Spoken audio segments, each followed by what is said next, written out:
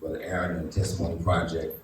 And we've had also, we did some meetings for the international campaign to free Kamal Siddiqui. Now, we asked his daughter to call in today so she can share about her father and give you some information about him. So she's supposed to call in around 10:30, so we're after 10:30. So I'm going to Can you tell us who try to is? reach out to her today. You have the handouts have been out on the table out front when you come into church. I hope that you have read the handout, but if you have not read the handout, Kamal Siddiqui is a political prisoner, and he was an original Black Panther, and he was framed for a murder defendant in a medical prison near Albany, Georgia since 2003. He served a few years of incarceration, and he was released, and he worked for 20 years at the telephone company. And after being released from the telephone company, he was ultimately asked to help in cooperation with the capture of Assata Shakur. If you don't know who Assata Shakur is, also known as Joanne Chesimard. She was also a political prisoner, but she escaped. And because she escaped, and she went to Cuba at a time when it wasn't difficult to get to Cuba. But the amazing thing was that she escaped. And the United States has been seeking to capture ever since she escaped. And they knew that Kamal Siddiqui, whose government name was Freddie Hilton, they knew that they were comrades, they knew each other, and they knew that if he reached out to her, that she would respond. And he did not cooperate with the government, and that's a good thing, because he did not cooperate with the government. They took a 30-year murder case, and a case that had actually been closed out, and they framed this. This and other information is inside of this little short here about the campaign. So there's a campaign now to bring him home, because he does have illnesses, and even though he's in a quote-unquote medical prison, medical facility, the medical care is not good. Right. It's not good. That's kind of like an oxymoron.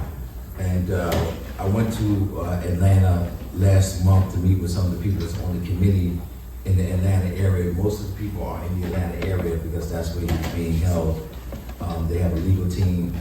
They have a whole crew of people committed to his release. But you need to understand that there are political prisoners in America, not just in other parts of the world. And they're prisoners, and you need to understand that the things that they told us were going to happen in the 60s and 70s have now happened. And so therefore, we need to honor them because they were prophets of their day. Now we see the police state. You see police everywhere, and that's just the ones that you can see. There's undercover police, there's unmarked police. And this is because we did not heed the words. Those that are of my generation did not heed their words and get involved to transform this nation and to do the work that needed to be done. And now we are still tasked with doing the work. And if we had did the work in the previous generation, most likely we would not have to do it in this generation. So now it's thrust upon those of us that are adults to do this work so that these children will not be tasked with trying to do the work in their generation. And as I like to share from Frantz Fanon, who said that each generation must respond to its destiny, either to fulfill it or to ignore it. And I pray that you choose to respond. And one of the things we need to understand is that so many things are available to help you not respond. So many distractions. The iPhone, the concert. Are you going to see the Beyonce movie? Barbie. What's going on with Jonathan Majors? What's going on with this one and that one? So it's hard to respond for liberation and freedom, and many of us may not understand until it's too late. Because the reality is, what's taking place in Gaza and Palestine is also taking place in our communities. Right. There are bombs being dropped. We're being pushed out of spaces that we used to be able to occupy. And if we don't get involved and begin to let the powers that be know that we want to not only liberate our elders and those that have been falsely imprisoned, but we want to create a new world. We want to create a new world order, and we want to be instruments of that movement. So without any further ado, I want to see if I can get her on the phone. So I want to think that we forgot. You got it set? Does she have the link? Yes. Okay, all right, let me call her. Let me get her on the phone, let her know. She can call her, she can come on. Ashley, while we're waiting for that, tell the kids what they said. Free Siddiqui. Let's say that. Hi, Consistent. Okay, so do you have the link? Okay, It's a blue phone. no, you can come on right now, dear. Because everybody's waiting for you. Right. All right, yeah, come on, so she's coming on, thank you, love. Siddiqui. Yeah, when she comes on the screen, just say free Kamal Siddiqui, okay? All right, all right, so I'm gonna put you on the mic on the microphone to the phone. Okay, go ahead, Consistent. Yes, go ahead. Oh, great. Hi, everyone. I love seeing so many children. Hi. Welcome. Welcome. Hi. Thanks for having me. I couldn't be there in person, but it's great to be on Zoom. Again, for having me this morning to be a part of your program.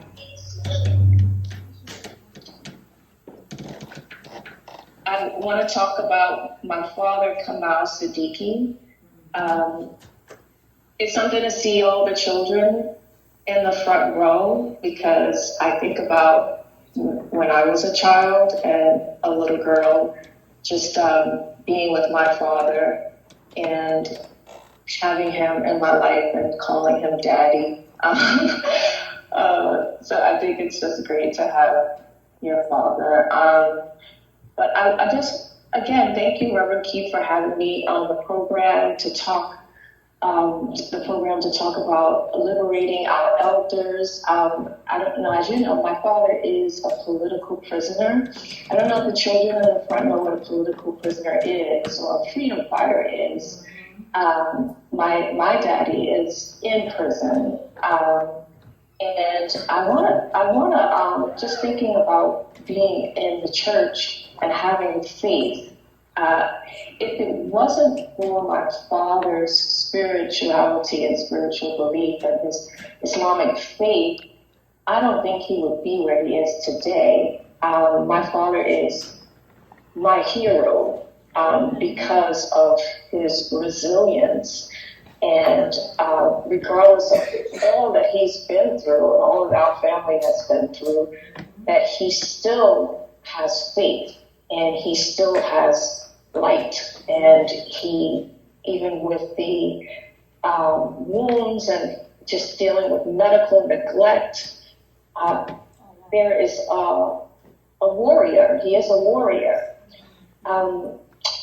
One of the stories, I think I should share this story. So when my father first got rearrested, that was back in 2003, it was one of the most devastating things that I have experienced again. And you know, when you think of like your ability to deal with pain, that was it. That was the icing on the cake. One of the things is that my father, the hardest thing for him was to see his family in pain.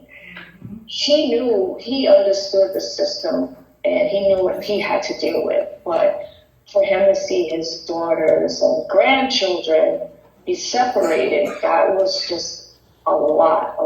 And one of the things I learned from him, though, is like that he gave me this like courage, you know, because my father told me when he was locked up, when he first got arrested again, he said, you know, because to say, I need you to be my voice. And I was like, Daddy, I don't know if I can deal with this. But he told me about, just about his spirituality and his belief and his, that he encouraged me and he said that, you know, we're going to get through this. And at the time, it just seemed like the worst nightmare. I'm like, I don't know how we're going to actually push through something like this. But he always like maintained his dignity and fatherhood and was able to like call me and give me the knowledge and tools to continue to like be his voice while he's on the inside and let people know and educate people like of who he is, and that he, like so many other elders, have experienced just like slavery, you know, and just separated from family. So my father too, like one time I had to visit him, and I never want any children to have to go into a prison system, you know, because it's horrible. You know, you walk in and there are these bars and, you know, bars slamming behind you, and, you know, you have to take everything, like you can't have any extra, you can have money on you, but you can't have any of your really your belongings, and you go through these bars and it's horrible. It's not an experience that I want anyone to have, but there's something about visiting him though, and every time I visit him, he gives me strength. He gives me hope, and he gives me this ability to keep pushing forward. And I think that's what we need. I think that when we feel so sometimes like you just can't go on, there's something inside, there's a spark, there's the spirit, there's God, there's Allah, there's the humanity of us, that resilience that says, no, we can do this. And so now it's 2023 and I have the best support from Reverend Keith and our campaign, and we're pushing to free my father. Now, there was a time that I couldn't even think about it. In 2003, there was a time that I could never even comprehend him coming home. You know, you get 18 and 19 years old and you know everything. No, you don't know everything. And by God's grace, you're with a ministry. Pastor Keith is trying to make sure that when you leave here, you know how to protect yourself mentally, spiritually, emotionally, physically. You know, he even told you the importance for people over 21, go down to media and apply for a gun. I'm not telling you to go get a gun, I'm saying apply for one. Just the fact that you apply will let the system know we are serious about protecting ourselves. And it's legal to have one, amen? Amen. You know, I might be a little far to the left or right, I don't know where I am on that. But the point is, we have to know for these little people. You know why I moved this young man over here? Because this one here, I'm very disappointed in Miss Ashley. This is Ashley's church. Her parents don't teach her these negative things. She's kicking him, but he's her guest. And one of the things this woman just said on here is for us in the same community to know that you can go to the people in your community for safety and anything else. He needs to feel good about being here in this community. That's right. Because the person that brought him is going to protect him, not kick him. That's right. You got that? Yes, that's good. That's for all of us. That's right. The newest person that comes in here is the most important person. Right. Because if they came this far, they came like those brothers that are standing out on the corner at 15, 14, whatever age they were, giving out papers. That's what we're doing. We're giving people the love of God. Amen. Amen. We don't want to bring them in here and then just, Aaron's back, I'll sit down.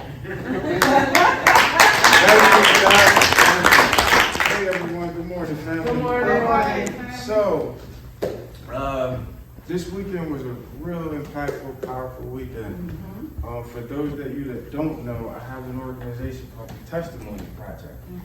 What we do is we meet people where they are, we record their testimony, and we use the testimony to bring people together, to combat and overcome issues. We basically share stories to help each other, because somebody else might be going through something else and they need to hear that. They need to get encouragement. They need to get some type of hope or guidance to figure out, okay, that person got through it, I can get through it too. So ultimately this weekend was about that. Friday started off with story. The theme was everyone has a story, which we all do. And we all have special stories that we've gone through something, or maybe we've been next to somebody else that's gone through something, like a family member. So Friday we showed a movie. We had the artwork here, which I'm gonna talk more about. We did a lot of things. Saturday we had an art exhibit and another film where we showed some episodes and snippets of the people that were filmed. We showed projects, but ultimately the main purpose was to get people to come together so they can see what's going on, so they can see what problems that we all have that we can get through, we can fix. Okay? So today, I just wanted to give you guys an overall of that, and also talk about the Testimony Tuesday project, which we do now here, right down in the cafeteria. It's from every first Tuesday. It's from 6 p.m. to 8 p.m. Now what happens there is we take artwork, poetry, any type of artistic way of expression to get our feelings out, to get them either on the canvas, on music, whatever your creative mind desires. We try to make that happen in that workshop. All right, it's called Testimony Tuesdays. If any of you kids want to paint, you want to draw, tell your parents, and I'll talk to your parents and see if you guys can come on first Tuesdays. All right, so you can do some pretty artwork and stuff like that. Also, we're going to be giving out books. You guys, there's going to be a whole table of books. Okay? This is very important. So, the gentleman that donated these books for us to give out today, he has a disease called dyslexia. Okay? So that means like when he reads, the words get all jumbled and it's hard for him to read. So that's why he has a program called Fathers Read 365, where they go to schools and they read to kids and give out books.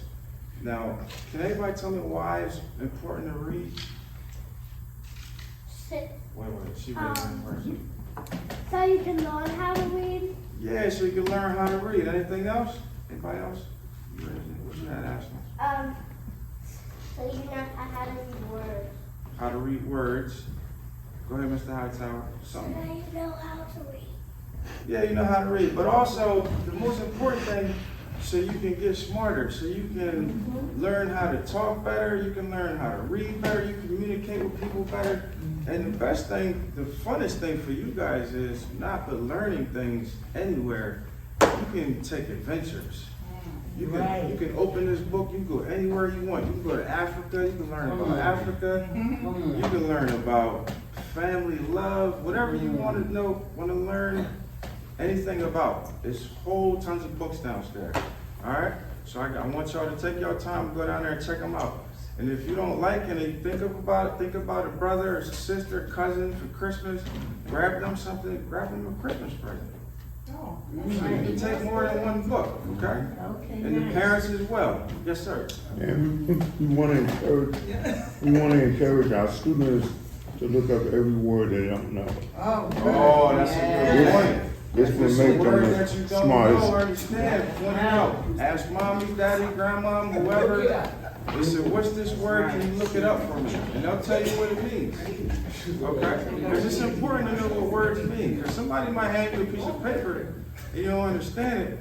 And then something bad might happen because you don't know how to read it.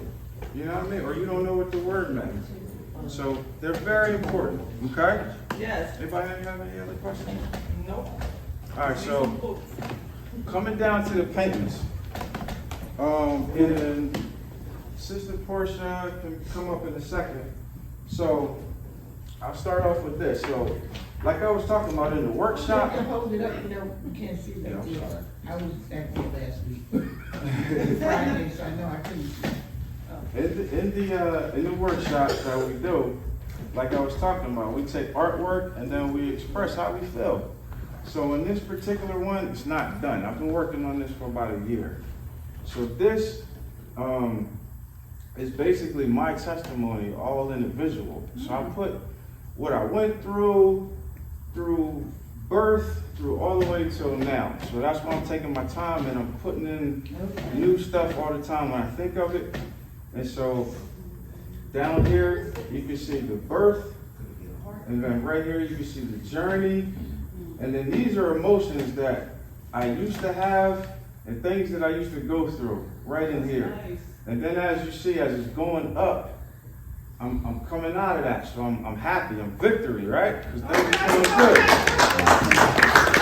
So then you see some things back there in the background. This is going to be like a city. And these things represent the problems that me and Pastor Keith and all the adults are trying to combat and fight against. The bad things that, you know, that happen. Just like, pronounce her name for me. Sister Kasisi. You know how they locked her daddy up? So these are going to be things that are going to be happening, like that's concerning her daddy. So that we're going to be fighting against. Who's coming home? Who's coming home? Amen. Now this one here, now this type of art is called expressionism. Can you guys say that? Expressionism. That's one tricky word. There you go, David. All right. So basically, this type of art is really like raw. It's basically, it doesn't matter. Say if you wanted to paint a house, it doesn't necessarily have to look like a house. It's just gonna look how you feel like a house should look. So if you want a house to be a square with a circle on top, then that's a house. So in this case, I wasn't worried about the details. So this guy here in the middle, he represents our people being in slavery. When the colonizers came and brought us to this country, they made us slaves, and now we are prisoners. And they're basically doing the same thing. They're keeping people in jail and they're making money off of them. Oh. Okay? So those are, and then you have some sayings up here, and these are like positive sayings that I felt, and Sister Dana helped me with this too, putting some of these slogans on here. So these are just like the words that are you know, talking about the problems that the solutions that how we can fix this. Okay? And this blue pipe right here, that represents what's called a prison pipeline. Okay? Prison pipeline is, so that is basically how our system is designed to put us in jail and keep us in there. Okay? Things like not giving our schools money enough to pay the teachers to teach you guys correctly, Right. or supplies that you guys need, like better books, better computers, things like that. So this pipe represents this system that's doing this. Oh, that's good. Okay? That's good, bro. Now this right here is kind of similar. And this one's not done. This is a work in progress too. So these bars represent the jail and the prisons again. Okay. And see this guy sitting on this little cot? Yeah. He represents the veterans. Anybody know what a veteran is? The army people. Close. The army people. Go ahead. The people that can walk for the army. Good job. Yeah, well, they're people that served their country in the army. They protected us.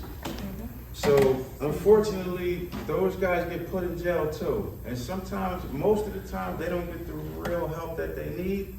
instead of giving them medicine and doctors, they put them in here, which is not good. So this represents those guys, right? Brother Eddie, you want to come up here? This is Eddie's art. Eddie did a piece called The Hunger Heroes. Now, tell us about it, Eddie. This is we give out food to people. And say, come get food. And some heroes. And that's it. This means guy behind a table that who wants to give to the hungry people. It look like you too,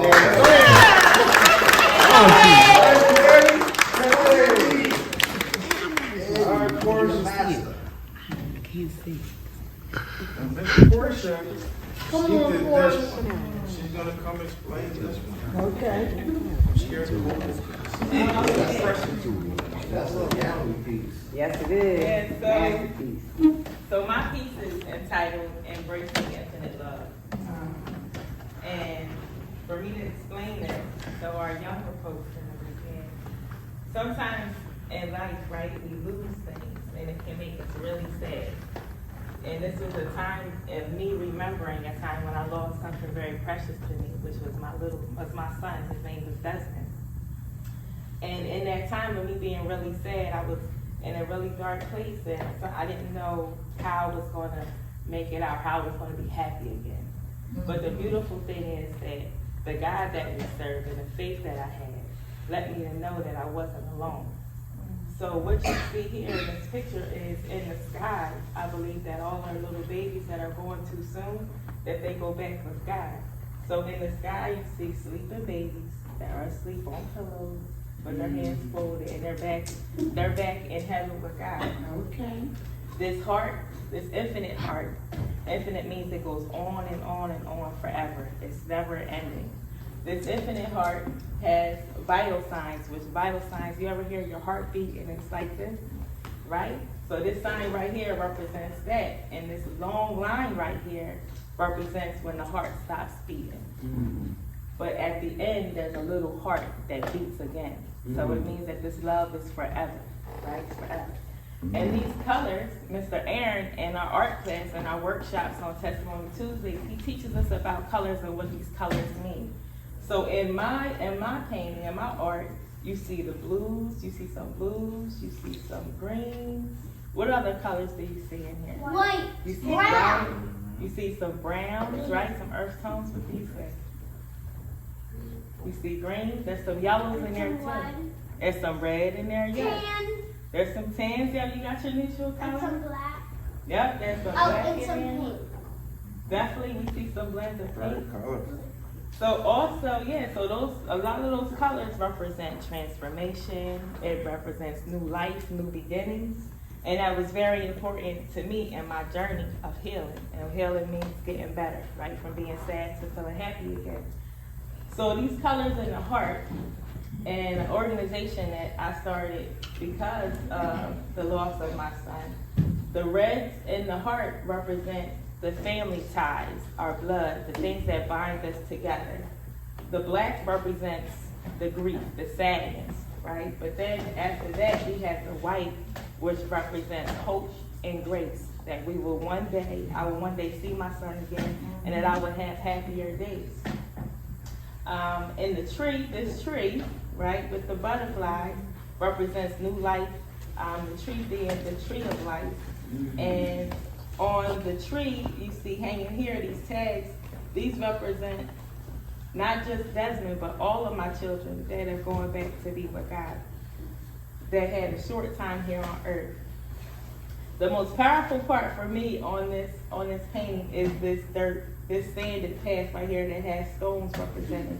Each stone, some of the stones have writings on there, and some of the words say courage, say strength, and that represents my pathway forward after being sad. When I was a little girl, when my grandma, going to church, she used to always tell me the poem about the footprints in the sand. Anybody know the story of the footprints? Yes. So in my past, it was a time, there's two sets of footprints, and that's you and God, us and God walk in our path of life together. But then there comes a time in your path where it's just one set of footprints. And that one set of footprints is when God carries you. And that's how I felt in this journey, that I got to a point where it was no longer, it wasn't two of us, it was walking this path. It was when God had to carry me because I wasn't strong enough to walk it alone. So the two sayings that I have on here is reflective of how I help other families in their process of grief. And it's for them to understand that grief looks towards the past. It incarcerates, like Mr. Aaron talked about, and feel his pains. It locks us in. It holds us in a place of not being able to move forward. It incarcerates and it breeds old memories, right? But when we talk about grace and hope, it liberates. It gives us freedom. And it breeds new promises. So this is a reflection of how we embrace sometimes when things make us feel sad. But sometimes things come into our lives and it makes us think different. It gives us a new mindset and it gives us the strength and courage we need to move either to the next level or just to move forward. So that's a reflection of covenant lives. This is my good friend Robbie. Now Robbie, we used to play football and basketball together, right? So as he got older, he became a teacher. He was a good teacher. Loved his students, and he was real on books too. So, very good guy. Unfortunately, he was at the wrong place at the wrong time. Okay? And somebody had did something bad to him, and it killed him. So, fast forward, just because they're gone doesn't mean we can't still carry them on, right? Right. That's what Saturday was about yesterday. They lived through us. Because we're still here to carry on their legacy, their thoughts, their work. Can you turn it a little bit? Yeah. So his name was Robert Allen Payne. All right. He was 33 years old. So this right here is a spoken word. I'm actually gonna play it for you because I have it. Okay. So I did this to remember him. He liked to write, so the pencils in his ear. He was all about peace and love. He had so many friends. He had more friends than me. He was friends with a lot of people.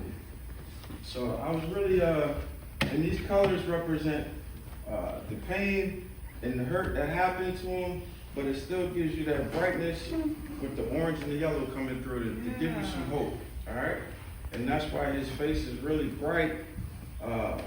His hair is like a bluish to give that nice prominent royalty. And I'm gonna play his speech for you. 1 second.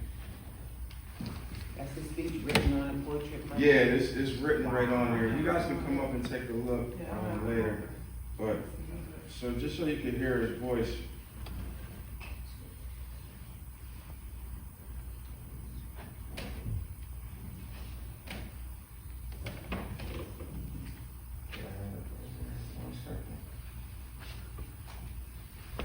Take your time.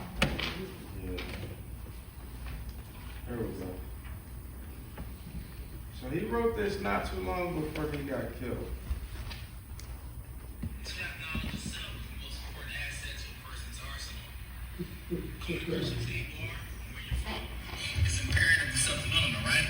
So, I mean, my history may be hidden from me in the schools, but if I desire to learn who I really am, all I have to do is read. It's that simple. Once I learn the history, the perception of me will change. And the way I see my people will change. Allen Payne. All right. So that was his book.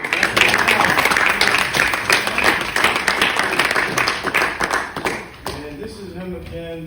This is our other friend. His name is Mark. That's another painting I did for him years ago.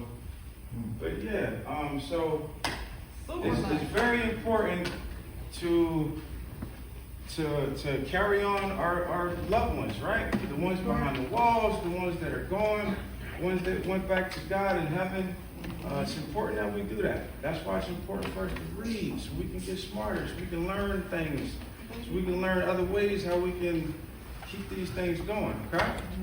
So don't forget, And you got special information from the youth all the way up to the oldest person in here. We learned about political prisoners. We heard from the daughter of one of the most prominent political prisoners.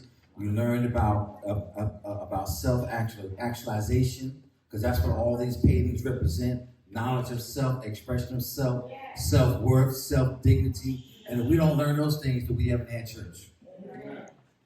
I'm gonna say, well, if we don't learn those things, I don't care how big the building is, I don't care how many musicians they have, I don't care how many choirs they have, you haven't had church. If people are still have low self-esteem, not focused, don't know, as the brother said, our dear brother, Brother Payne, that passed, when I learned about myself, I changed the perception of myself. That was awesome.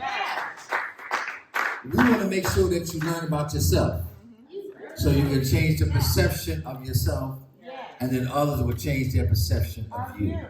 So I am very grateful to everyone, and this is why we ask you to support us.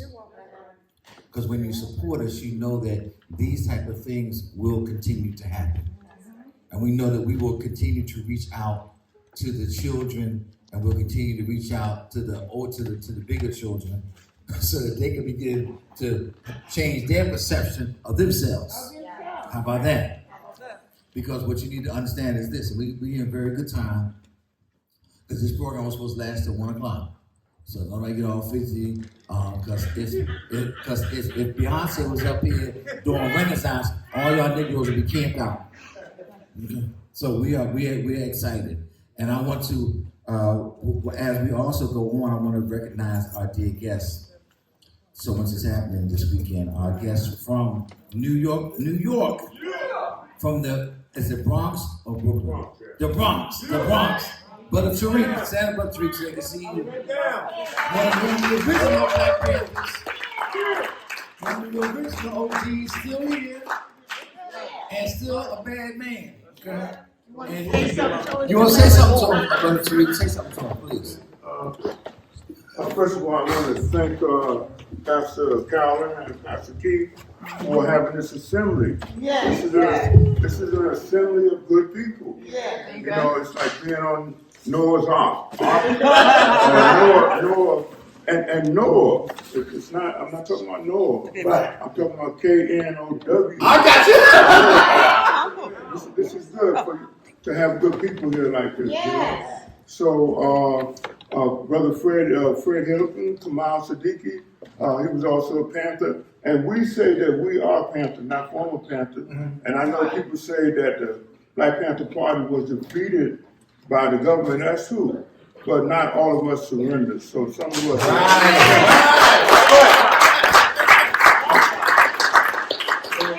continuing to fight.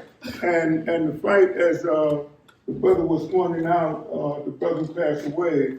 The fight is about informing people so that they'll change how they think about themselves. Because we are in an environment where people are training us to think badly of ourselves. And so, and I would encourage us to, the children, especially our students, to look up every word you don't know. And that would make you will build your knowledge base brick by brick. Every word is like a brick in a house. So you will build your knowledge base brick by brick, and you will be the most, the smartest student in your class. That's important. And then I would encourage us to tell ourselves, because we have enemies that are telling us that we are stupid people. So I would tell us to say, I'm an intelligent person. And we have people that are teaching us that we are cowards. So I would tell us to say, I'm a courageous person. And then we have people that are teaching us to think of ourselves as less than nothing. So I would encourage us to say that I'm a human being, the most valuable thing in the universe. I would encourage all of us to say that. And so we are in the Panthers, and Pastor Keith and Pastor Calvin, we're trying to bring about a new world, a world people by people who love each other and love everyone. And that's what we want to bring about, essentially do that. So I'm very happy for having been here, to have had these experiences with all of you, and this is very good. And so even though we live and I gotta go back out and I won't be amongst y'all. I gotta go back out in that world. And it's really, I gotta go back out in hell. But I have to stay, being the person that I am. And so, you are like angels. So even though we live in hell, we have to still be angels and know that that is the best way. Yes. Love is the best way. So thank you for listening to me, giving me the opportunity to be with you and to talk with you. Pastor Keith.